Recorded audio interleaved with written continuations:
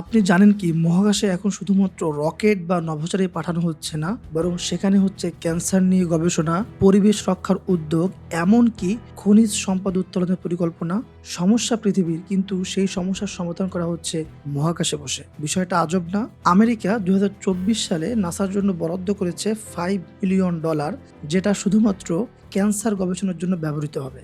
World economic ফোরামের তথ্য অনুযায়ী 2035 সালের মধ্যে স্পেস ইকোনমির ভ্যালু 1.8 ট্রিলিয়নে ছাড়িয়ে যাবে। প্রশ্ন হচ্ছে, কেন পৃথিবীর শীর্ষ প্রযুক্তি প্রতিষ্ঠান এবং সরকারগুলো মহাকাশের পিছনে এত বড় পরিমাণে বিনিয়োগ করছে? এই বিনিয়োগের পিছনের কারণ কি শুধুই অর্থনৈতিক লাভ, নাকি মহাকাশ বর্তমানে আমাদের জন্য অপরিহার্য হয়ে উঠেছে? আজকের এই ভিডিওতে এই সকল বিষয় নিয়ে ইন ডিটেইলস আলোচনা করা হবে।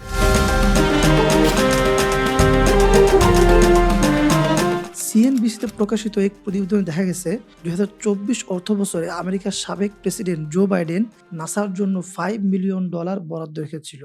এই বাজেট ছিল শুধুমাত্র ইন্টারন্যাশনাল স্পেস স্টেশনে ক্যান্সার গবেষণা করার জন্য। বর্তমানে বিভিন্ন সেক্টর এখন ইন্টারন্যাশনাল স্পেস স্টেশনের উপর নির্ভরশীল হয়ে পড়েছে, যেটা সরাসরি ইম্প্যাক্ট গ্লোবাল ইকোনমির উপরেই পড়ছে। হেলথ সেক্টর থেকে শুরু করে টেক ইন্ডাস্ট্রির মতো বড় বড় কোম্পানিগুলো কেন স্পেস ইন্ডাস্ট্রিতে ইনভেস্ট করছে? ওয়ার্ল্ড ইকোনমিক ফোরামের দেওয়া তথ্য অনুযায়ী 2023 সাল পর্যন্ত স্পেস ইকোনমির মূল্য $630 বিলিয়ন ছিল, কিন্তু 2035 সালের মধ্যে এই সংখ্যা বৃদ্ধি পেয়ে 1.8 ট্রিলিয়নে পৌঁছে যাবে। প্রতি বছর 9% হারে স্পেস ইকোনমির মূল্য বৃদ্ধি পাবে। ভাবতে পারছেন, 1.8 ট্রিলিয়ন। প্রশ্ন হচ্ছে, স্পেস ইকোনমির সাথে গ্লোবাল ইকোনমির আসলে কি সম্পর্ক?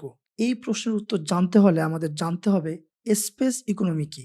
গ্লোবাল ইকোনমি বিভিন্ন ইন্ডাস্ট্রির সমন্বয়ে গঠিত, যা মানব সম্পদ, জীবনমান উন্নয়ন, অর্থনৈতিক ভারসাম্য এবং মৌলিক অধিকার নিশ্চিত করতে কাজ করে। টেক ইন্ডাস্ট্রি থেকে স্পেস ইন্ডাস্ট্রি পর্যন্ত প্রতিটি সেক্টর গ্লোবাল ইকোনমিতে গুরুত্বপূর্ণ প্রভাব ফেলে। স্পেস ইকোনমি একটি বিস্তৃত ক্ষেত্র, যেখানে মহাকাশের বিভিন্ন বিষয় নিয়ে গবেষণা করা হয়। একই সাথে নতুন নতুন আবিষ্কারকে কাজে লাগিয়ে মানুষের জীবনযাত্রার মানকে উন্নত করা হয়। একটা সময় স্পেস ইকোনমি শুধুমাত্র সরকারের নিয়ন্ত্রণে ছিল, কিন্তু বর্তমানে প্রযুক্তিগত উন্নয়ন এবং বিভিন্ন গবেষণার মানের উন্নয়নের কারণে বিভিন্ন প্রাইভেট সেক্টর এখন স্পেস ইকোনমিতে আগ্রহ দেখাচ্ছে। ওয়ার্ল্ড ইকোনমিক ফোরামের মধ্যে 2035 সালের মধ্যে 5টি ইন্ডাস্ট্রি গ্লোবাল স্পেস ইকোনমি 60% জুড়ে থাকবে। তার মধ্যে 1 নম্বরে রয়েছে সাপ্লাই চেইন এবং ট্রান্সপোর্ট, 2 নম্বরে রয়েছে ফুড ইন্ডাস্ট্রি, 3 নম্বরে রয়েছে স্টেট স্পন্সর্ড ডিফেন্স, 4 নম্বরে রয়েছে কনজিউমার বিজনেস এবং 5 নম্বরে রয়েছে ডিজিটাল কমিউনিকেশন। এই 5টি ইন্ডাস্ট্রি স্পেস ইকোনমি ডেভেলপমেন্টে সব সময় ভূমিকা রাখবে। স্পেস ফাউন্ডেশনের রিপোর্ট অনুযায়ী 2020 সালের তুলনায় 2021 সালে স্পেস ইকোনমির ভ্যালুয়েশন 9% বৃদ্ধি পেয়েছে। 2021 সালে ভ্যালুয়েশন ছিল $469 বিলিয়ন। 2014 সাল থেকে 2021 সাল পর্যন্ত এটাই ছিল স্পেস ইকোনমির হাইয়েস্ট ভ্যালুয়েশন। তবে স্পেস ইকোনমির এই দ্রুত অগ্রগতি থেকে বোঝা যাচ্ছে ভবিষ্যতে স্পেস ইকোনমির মার্কেট আরও দ্রুত বৃদ্ধি পাবে।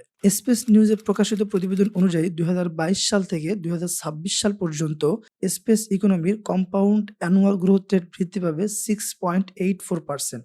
স্পেস ইকোনমির একটি বড় অংশ জুড়ে রয়েছে প্রাইভেট সেক্টরগুলো। প্রতি বছর প্রাইভেট ইন্ডাস্ট্রিগুলো মোটা অঙ্কের অর্থ স্পেস ইন্ডাস্ট্রিতে খরচ করে। স্পেস ক্যাপিটালের মতে 2022 সালের তুলনায় 2023 সালে স্পেস ইন্ডাস্ট্রিতে ইনভেস্টমেন্টের হার 34% বৃদ্ধি পেয়ে $12.5 বিলিয়ন পৌঁছেছে। 2021 সালে সর্বোচ্চ $15.3 বিলিয়ন ইনভেস্ট করা হয়েছিল। এ তো ছিল বিগত বছরগুলোর হিসাব। বর্তমানে স্পেস ইকোনমি কোন অবস্থানে রয়েছে? সাম্প্রতিক বছরগুলোতে স্পেস এক্স এবং ইন্টারন্যাশনাল স্পেস স্টেশনে প্রথম বাণিজ্যিক মিশনের মাধ্যমে মহাকাশ শিল্পের বিনিয়োগকারীদের জন্য এক নতুন সম্ভাবনার দিগন্ত উন্মোচিত হয়েছে। স্পেস ক্যাপিটালের তথ্য অনুযায়ী 2024 সালে প্রথম প্রান্তিকে মহাকাশ অর্থনীতিতে বিনিয়োগ 33% বৃদ্ধি পেয়ে 103টি কোম্পানিতে মোট $6.5 বিলিয়ন ছাড়িয়েছে। এই হিসেবটাতেই বোঝা যায় স্পেস ইকোনমি কত দ্রুত এগিয়ে যাচ্ছে। তবে কি স্পেস ইন্ডাস্ট্রির এই অগ্রগতির কারণে বিভিন্ন প্রাইভেট কোম্পানিগুলো এখানে ইনভেস্ট করছে, নাকি এর পিছনে অন্য কোনো গল্প রয়েছে? এই ইন্ডাস্ট্রিতে প্রাইভেট সেক্টরগুলো ইনভেস্ট করার 2টি কারণ রয়েছে। একটি হচ্ছে হাই রেভিনিউ জেনারেট করা এবং অন্যটি হচ্ছে স্পেস ইকোনমিকে সমৃদ্ধ করা। বর্তমানে স্পেস ইন্ডাস্ট্রিতে ইনভেস্ট করাকে লাভজনক বিজনেস বলে মনে করা হয়। ইন্ডাস্ট্রির নজর করা অগ্রগতির কারণে এই ইনভেস্টরদের আকর্ষণ বাড়িয়ে চলছে। আদিমকাল থেকে মানুষ অজানাকে খোঁজার চেষ্টা করে। রহস্যের গভীরে ঢুকে কোনো সমস্যার সমাধান করাই মানুষের মৌলিক বৈশিষ্ট্য। আর এই একটা কারণে স্পেস ইন্ডাস্ট্রি নিয়ে গবেষণা, নতুন নতুন প্রজেক্ট পরিচালনা কখনোই থেমে থাকে না। তবে আপনি কি জানেন মহাকাশকে অন্বেষণ করার এই প্রচেষ্টা ঠিক কবে থেকে শুরু হয়েছিল? শুরুটা হয়েছিল ১৯৯৭ সাল থেকে।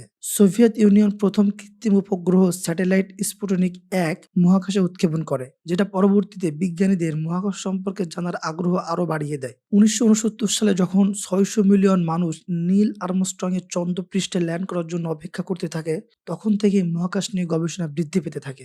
স্পেস ইন্ডাস্ট্রি বিভিন্ন চ্যালেঞ্জ অতিক্রম করে মানুষের সমস্যার সমাধানে এগিয়ে চলছে।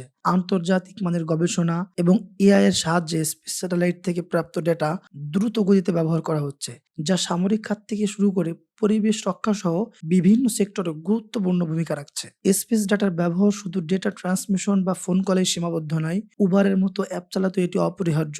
তবে অধিকাংশ কোম্পানির লক্ষ্য শুধু রেভিনিউ জেনারেট নয়, বরং নির্দিষ্ট সমস্যার সমাধান। উদাহরণস্বরূপ ইলন মাস্ক রিইউজেবল রকেট আবিষ্কার করে পুরো পৃথিবীকে তাক লাগিয়ে দিয়েছিল। তার প্রথম এবং প্রধান ফোকাস ছিল একটি সমস্যার সমাধান করা, পরবর্তীতে সেখান থেকে রেভিনিউ জেনারেট করা। কখনো কি ভেবে দেখেছেন প্রাকৃতিক দুর্যোগ ঘটার পূর্বে যদি আমাদের সতর্ক করা না হতো, তাহলে কি পরিমাণ ক্ষতি আমাদের হতো? রিসেন্টলি ফেনী, নোয়াখালী, কুমিল্লা সহ দেশের ৮টি জেলায় যে ভয়াবহ বন্যা হয়ে গেল, এটি তার অন্যতম উদাহরণ।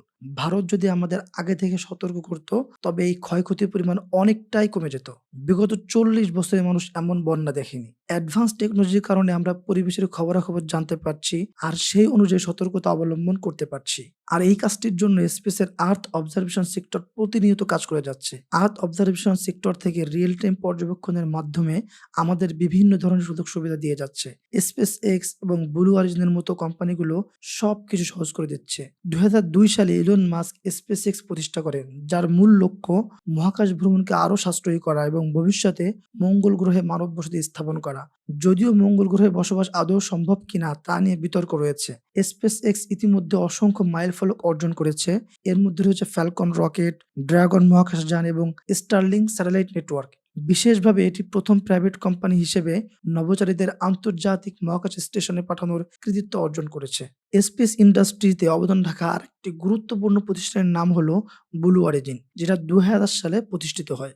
নিউ শেফার্ড রকেটের মাধ্যমে এটি একাধিকবার সফল সাব অরবিটাল ফ্লাইট পরিচালনা করেছে। এছাড়াও নিউ গ্লেন অরবিটাল রকেট এবং ব্লু মুন লুনার ল্যান্ডারের উন্নয়নে গুরুত্বপূর্ণ ভূমিকা রেখেছে। ব্লু অরিজিনের লক্ষ্য মহাকাশে মানুষের বসবাসের সুযোগ তৈরি করা। কোম্পানিটি মহাকাশে প্রবেশের খরচ কমিয়ে মানবজাতির উপস্থিতি পৃথিবীর বাইরে বিস্তৃত করতে কাজ করছে। আপনি যেদিকেই তাকাবেন সেদিকে স্পেস ইন্ডাস্ট্রি ডেভেলপমেন্ট দেখতে পারবেন। এমনকি জিপিএস প্রযুক্তি, লজিস্টিক্স, বিমান এবং সমুদ্র বাণিজ্য সহ বিভিন্ন ইন্ডাস্ট্রি এখন স্পেস ইন্ডাস্ট্রির উপর নির্ভরশীল। বিভিন্ন রাষ্ট্র বর্তমানে স্পেস ইকোনমিকে উন্নত করতে তৎপর হয়ে উঠেছে। কিন্তু এর কারণ কি? ভারত, জাপান, থাইল্যান্ড থেকে শুরু করে সৌদি আরবও বর্তমানে স্পেস ইন্ডাস্ট্রিতে ইনভেস্ট করছে। ওয়ার্ল্ড ইকোনমিক ফোরামের এক প্রতিবেদনে উল্লেখ করা হয়েছে যে সৌদি আরবের ভিশন ২০৩০ উদ্যোগের আওতায় দেশের স্পেস ইন্ডাস্ট্রি উন্নয়নের জন্য ব্যাপক পরিকল্পনা গ্রহণ করা হয়েছে। এই উদ্যোগের অংশ হিসেবে আগামী দশকে স্পেস খাতে $২ বিলিয়ন বিনিয়োগ বরাদ্দ দেওয়া হবে। সৌদি আরবের এই পদক্ষেপের মূল লক্ষ্য হলো আন্তর্জাতিক মহাকাশ খাতে গুরুত্বপূর্ণ ভূমিকা রাখা, প্রযুক্তিগত উদ্ভাবন বৃদ্ধি করা এবং ভবিষ্যৎ প্রজন্মের জন্য একটি শক্তিশালী মহাকাশ অর্থনীতি গড়ে তোলা। একটি দেশের বৈচিত্র্যময় অর্থনীতির প্রচেষ্টার একটি অংশ, যা শুধুমাত্র তেল নির্ভরতা থেকে সরে এসে আধুনিক বিজ্ঞান ও প্রযুক্তি নির্ভর সেক্টরে বিনিয়োগ বাড়ানোর দিকে মনোনিবেশ করছে। এছাড়াও বিভিন্ন দেশ ভূ রাজনৈতিক এবং অভ্যন্তরীণ কারণেও স্পেস ইন্ডাস্ট্রিকে ব্যবহার করে, কারণ উন্নত প্রযুক্তির মাধ্যমে বা স্যাটেলাইটের মাধ্যমে যে কোনো দেশের উপর নজর রাখা যায়। শত্রুর আক্রমণের হাত থেকে বাঁচতেও বিভিন্ন রাষ্ট্র স্যাটেলাইটের সাহায্য নেয়। আরেকটি কথা, স্পেস ইন্ডাস্ট্রির সাথে টেক ইন্ডাস্ট্রি এবং ইলেকট্রিক ইন্ডাস্ট্রি পাল্লা দিয়ে আগাচ্ছে। ইভি ভলিউমসের একটি প্রতিবেদন অনুযায়ী ২০২৩ সালে বিশ্বব্যাপী ১৪.২ মিলিয়ন নতুন ইলেকট্রিক গাড়ি বিক্রি হয়েছে, যা ২০২২ সালের তুলনায় ৩৫% বেশি। ইলেকট্রিক ইন্ডাস্ট্রি, বিশেষ করে ইলেকট্রিক গাড়ি সম্পর্কে যদি আপনি জানতে চান, তাহলে আমার চ্যানেলের আগের ভিডিওটি আপনি দেখে আসতে পারেন। ভিডিওটি উপরে আই বাটন এবং নিচের ডেসক্রিপশনে অ্যাড করে দিব। মূল আলোচনায় আসা যাক। স্পেস ইন্ডাস্ট্রিতে বাংলাদেশের অবস্থান আসলে কি? মহাকাশে থাকা বাংলাদেশের স্যাটেলাইটের কথা কি আপনাদের মনে আছে নাকি ভুলে গেছেন? আমরা এমন একটা স্যাটেলাইট উৎক্ষেপণ করেছি যেটা আমাদের মনে করিয়ে দিতে হয়। আমাদের কোনো কাজেও লাগে না, তাই আমরা মনেও করি না। ২০১৮ সালের ১২ই মে দিনটি বাংলাদেশের ইতিহাসে স্মরণীয় একটি দিন। এই দিনে বাংলাদেশ মহাকাশে প্রথম স্যাটেলাইট বঙ্গবন্ধু স্যাটেলাইট ১ উৎক্ষেপণ করেছিল। স্যাটেলাইটটি যুক্তরাষ্ট্রের কেনেডি স্পেস সেন্টার থেকে উৎক্ষেপণ করা হয়েছিল। যদিও সাবেক প্রধানমন্ত্রী শেখ হাসিনা যোগাযোগ ব্যবস্থাকে উন্নত করার লক্ষ্যে এই স্যাটেলাইট উৎক্ষেপণ করেছিলেন, কিন্তু তাতে কি আদৌ এদেশের মানুষের কোনো লাভ হয়েছে নাকি কিছু মানুষের পকেটের লাভ হয়েছে? এই প্রশ্নের উত্তরটি না হয় আপনারা কমেন্ট করেই জানান। এই পর্যন্ত স্পেস ইন্ডাস্ট্রি নিয়ে আমি যা শোনালাম তার কিছুটা হলেও হয়তো আপনি পূর্বে কোথাও না কোথাও শুনেছেন। কিন্তু আমি এখন আপনাদেরকে মহাকাশের আরেকটি বিশেষ খাজানার সন্ধান দিতে যাচ্ছি। আপনি কি জানেন মহাকাশ থেকে খনিজ সম্পদ উত্তোলন করা সম্ভব? অবিশ্বাস্য হলেও এটাই সত্যি। আমাদের ধারণা ছিল শুধুমাত্র ভূপৃষ্ঠ থেকে খনিজ সম্পদ উত্তোলন করা সম্ভব। নাসার পথ প্রদর্শক প্রকল্প নিয়ার আর্থ অ্যাস্টেরয়েড রেনডেসভাস ২০০১ সালে ইউরোস গ্রহাণু পৃষ্ঠে অবতরণ করে। ২০০১ সালে ইউরোস গ্রহাণু পৃষ্ঠে অবতরণ করে একটি ঐতিহাসিক মাইলফলক তৈরি করেছিল। জাপান ও তার হায়াবুসা মিশনের মাধ্যমে মহাকাশের শিলা থেকে নমুনা সংগ্রহে সাফল্য অর্জন করেছে। নাসার ওসিরিস রেক্স মহাকাশ যানটি গ্রহাণুবিন্দু পৃষ্ঠ থেকে নমুনা সংগ্রহের পর বর্তমানে পৃথিবীতে ফিরে এসেছে। মহাকাশ গ্রহাণু থেকে খনিজ আহরণ করার ধারণাটি আজ আর শুধুমাত্র কল্পনা নয়, এটি বাস্তবায়নের দিকে দ্রুত এগিয়ে যাচ্ছে। গ্রহাণুগুলোতে প্লাটিনাম, স্বর্ণ এবং পানি সংগ্রহের সম্ভাবনা বৈশ্বিক অর্থনীতিকে বদলে দিতে পারে। ধারণা করা হয় একটি ধাতব গ্রহাণু থেকে $10 ট্রিলিয়ন বেশি মূল্যবান ধাতু আহরণ করা সম্ভব। উদাহরণস্বরূপ 16 সাইক নামের গ্রহাণুটি সম্পূর্ণভাবে ধাতব এবং এতে প্রচুর পরিমাণে মূল্যবান ধাতু রয়েছে বলে ধারণা করা হয়। নাসা এই গ্রহাণুতে একটি মিশন পরিচালনা করেছে যা ২০২৩ সালের অক্টোবরে উৎক্ষেপণ করা হয়েছে। এই ধরনের প্রকল্প পৃথিবীর সম্পদের উপর চাপ কমাতে পারে এবং মহাকাশের নতুন অর্থনৈতিক মডেল তৈরির পথ প্রশস্ত করতে পারে। বিশেষ করে মহাকাশ মিশনের খরচ কমানো, রকেট জার্নি উৎপাদন এবং উপকরণ সরবরাহের ক্ষেত্রে একটি বড় ধরনের পরিবর্তন আনতে পারে। উদাহরণস্বরূপ পানি থেকে হাইড্রোজেন ও অক্সিজেন আলাদা করে রকেট ফুয়েল তৈরি করা সম্ভব, যা মহাকাশে দীর্ঘমেয়াদী অভিযানের খরচ বহুলাংশে হ্রাস করতে পারে।